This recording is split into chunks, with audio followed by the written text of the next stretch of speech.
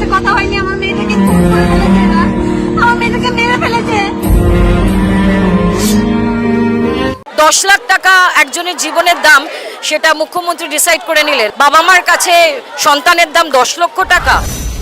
এই মুহূর্তে দাঁড়িয়ে পশ্চিমবঙ্গের পুলিশ মন্ত্রী এবং স্বাস্থ্যমন্ত্রী এবং মুখ্যমন্ত্রী একই মানুষ, তার নাম মমতা বন্দ্যোপাধ্যায়, ও তিনি একজন মহিলা। মৌমিতা দেবনাথ একজন মধ্যবিত্ত ফ্যামিলির মেয়ে। স্বপ্ন ছিল ডক্টর হয়ে মানুষের সেবা করবে, প্রাণ বাঁচাবে, কিন্তু তার আগেই তাকে নির্মমভাবে ধর্ষণ করে খুন করা হলো। মৌমিতা ছিল খুবই সাধারণ নিম্নবিত্ত পরিবারের বাবা মায়ের একমাত্র কন্যা সন্তান। এমবিবিএস পাস করে কলকাতা আরজি মেডিকেল কলেজে চেস্ট বিভাগে পোস্ট গ্র্যাজুয়েট করছিলেন। গেল বৃহস্পতিবার রাতে টানা 36 ঘন্টা অনকল ডিউটিতে ছিলেন তিনি। কিছু সংখ্যক হাসপাতাল কর্তৃপক্ষের তরফ থেকে জানা যায়, রাত 2টার সময় বাইরে থেকে খাবার নিয়ে এসে বন্ধুদের সঙ্গে মিলিত হয়ে ডিনার করে। এরপর বিশ্রাম নিতে যান জরুরি ভবনের 4 তলার একটি সেমিনার কক্ষে। তবে সেখানে যে চিরতরের জন্য বিশ্রামে চলে যাবে সেটা হয়তো সে নিজেও কল্পনা করতে পারেনি। পরের দিন সকালে ওই কক্ষ থেকে উদ্ধার করা হয় 31 বছর বয়সী ওই তরুণীর অর্ধনগ্ন দেহ। মরদেহ উদ্ধার করার পর হসপিটালের কিছু কর্তৃপক্ষ তার বাড়িতে ফোন করে জানায় মৌমিতা আত্মহত্যা করেছে। পরবর্তীতে চাপের মুখে পড়ে পুলিশ এই ঘটনার খুন ও গণধর্ষণের অভিযোগ নথিভুক্ত করে। তারপর শুরু হয় চিকিৎসকদের আন্দোলন। পরবর্তীতে ময়না তদন্ত থেকে জানতে পারা যায় মহিলা ধর্ষিত হয়েছে এবং তাকে অনেক আঘাত দেওয়া হয়েছে। শরীরের বিভিন্ন অংশ থেকে পাওয়া গিয়েছে রক্তক্ষরণের চিহ্ন, গুরুতর আঘাতের চিহ্ন।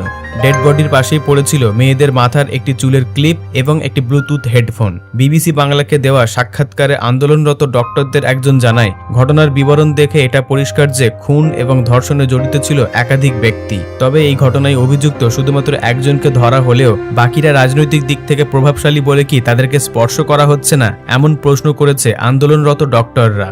আর এমতো অবস্থায় বিক্ষোভে উত্তাল গোটা পশ্চিমবঙ্গ। চিকিৎসক ধর্ষণ ও হত্যার প্রতিবাদে কর্মবিরতির ঘোষণা দেন রাজ্যের বিভিন্ন জেলার মেডিকেল কলেজ হসপিটালের বিক্ষুব্ধ চিকিৎসকরা। একটু বলুন আপনার কথা। 80 বছর বয়স, আমি নীলরতন সরকার মেডিকেল কলেজের 1962 ব্যাচ। আমাদেরকে প্রিয়রঞ্জন দাসুঞ্জি সাথে লড়াই করে আমাদের এসএফ ইউনিয়ন করতে হয়েছিল। কালকে যখন 500 জন শুধু নীলরতনের আমার বয়সী ডাক্তাররা আমরা উঠে দাঁড়িয়ে 3টে ডিমান্ড ছিল। একটা, we will not allow this to be, মানে এরকম ভাবে ডিসপ্লেস। আমরা internationally we have asked for support and we got it. আজকে বিবিসি নিউজে দেখো জানানো হচ্ছে, যদি দরকার হয় এরা না পারলেও আমরা জানিয়ে দেব যে আমরা পশ্চিমবঙ্গে আজকে আমরা কি ধরনের অত্যাচার আমাদের সহ্য করতে হচ্ছে। তাই একটা অন্য ভোর আশা করেছিলাম, কিন্তু আরো ভয় পাচ্ছি।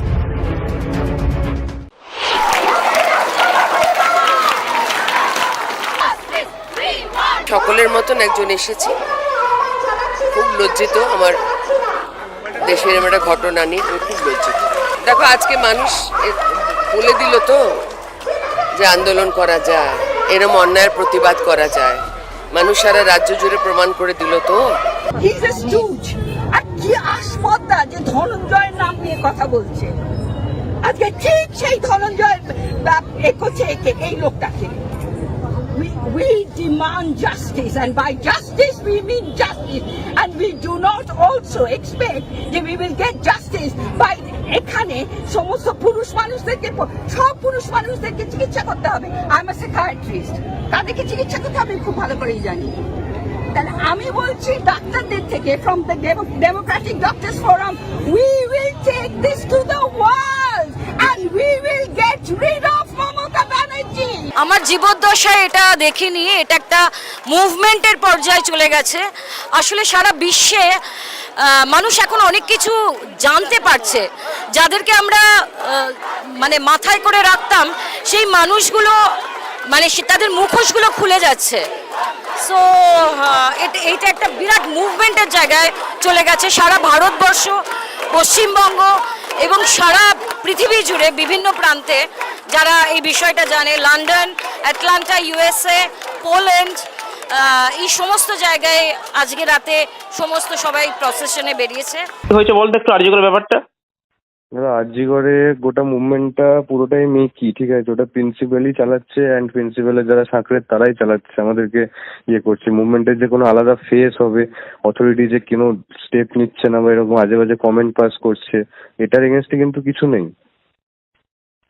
ঠিক হুম, আছে, হুম, এবং আমাদের উপর বাইরের লোকজন ডিপেন্ড করে এত কিছু করছে, অবভিয়াসলি ভালো লাগছে, বাট আমরা নিজেরাই সাস্টেনেবল নই, because RG Kar has a history of suppressing it's righteous movements, তোমরাও জানো দাদা।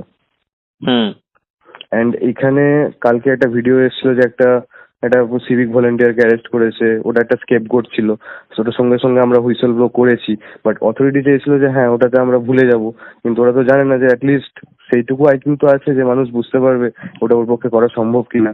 যে পোস্টমর্টম রিপোর্টে যেরকম ইনজুরিজ আছে দিদির, হ্যাঁ তাতে দাদা একজনের কাজ তো নয়, মিনিমাম 2 বা 3 জন। কারা হতে পারে, কি সাসপেক্ট করছিস তোর আরজি করের ছেলেরা? আমরা দাদা সাসপেক্ট করছি এটা ইন্টার্নের কাজ, ঠিক আছে, হুম। এবং যে ইন্টার্ন তার যথেষ্ট পলিটিক্যাল ব্যাকগ্রাউন্ড আছে, তার ফ্যামিলি মেম্বারও যথেষ্ট উচ্চ পদস্থ, ঠিক আছে, নাম নিতে পারবো না কারণ দাদা আমি আমারই সমস্যা হয়ে যাবে, বাট না, নাম নিতে হবে না, একদম নাম নিতে হবে না। না দাদা সেটাই, এবং তাকে প্রোটেকশন দেওয়ার জন্যই মানে মানে খারাপ লাগছে ভাবতে যে আমার ব্যাচমেটই এরকম করতে পারে, এবং কলেজ অথরিটি এতটা নির্লজ্জ যে তাকে সেফগার্ড করার জন্য এত কটা গেমস খেলা হচ্ছে, গোটা মুভমেন্টটা আমাদের কলেজ অথরিটি রান করছে, ঠিক আছে। একটা যদি খারাপ টাইমে তোমার পাশে কেউ এসে দাঁড়ায়, জাস্ট মেয়েটা মেয়ে কি করছে, এবং সে যখন ছড়ে যায় না, পুরো সবকিছু ভেঙে পড়ে যায়, সেটাই হবে কাল বা পরশুর অপেক্ষা জাস্ট। তা আমি দাদা অ্যাজ এ ইন্টার্ন এটাই আর্জি জানাবো সবার কাছে যে আমাদের উপর ডিপেন্ড না করতে।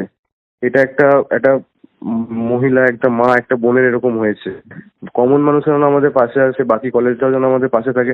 আরজিকর ইজ ডুমড, আরজিকর থেকে কিছু এক্সপেক্ট করো না। ক্রাইম সিন যেখানে হয়েছে, যেখানে সাসপেক্ট লুকিয়ে আছে, সে যে কেউ হতে পারে, অথরিটির হয়তো কোনো লোক, হ্যাঁ সে অথরিটির অবভিয়াসলি হয়তো নয়, তো সেখানে দাদা আমাদের থেকে কিছু এক্সপেক্ট করো না, এটাই বলার। হুম, তোমাদের সাথে দাদা অনেক দিনের সম্পর্ক, এইটুকু দাদা বলছি, আমাদের উপর কোনো এক্সপেকটেশন রাখো না, তোমাদের মতো করে যাও, আমাদের কোনো কথাও শুনো না। হুম, মানে তোমাদের পিজিটি আজকে এসেছিল, খুব ভালো লেগেছিল যে দাদা এসছে, তো আমাদের ছেলেপিলেরাই মানে সাইড থেকে করে দিয়েছে কাজকর্ম, হাত তুলেছে, পুলিশটাও সেখানে ইয়ে করেছে, তো অবভিয়াসলি না, যেখানে জেনারেল বডি মিটিং এ কিছু সুরাহ বেরোচ্ছে না, জেনারেল বডি মিটিং ডিলে করা হচ্ছে, সেখানে প্রিন্সিপাল ইটসেলফ এসে বলছে যে কেন ঘুমাবে রাতের বেলায়, সেমিনার রুম থেকে ঘুমানোর জায়গা, যেখানে সিসিটিভি ফুটেজ লোপাট হয়ে যাচ্ছে, যেখানে পুলিশ এসে ফার্স্ট স্টেটমেন্ট দিচ্ছে না না এটা তো সুসাইড, যেখানে তোমার কাউন্সিল কমিটি যেটা হয়েছে সেখানে সাইকিয়াট্রির এইচওডি কে রাখা হয়েছে জাস্ট টু প্রুভ দ্যাট দিদি ওয়াজ এ সাইকিক পেশেন্ট। আমার নিজের পার্সোনাল কনভারসেশন হয়েছে দিদির সাথে অনেকবার, দিদি ওয়াজ অ্যাবসলিউটলি নর্মাল, ঠিক। ওকে। তো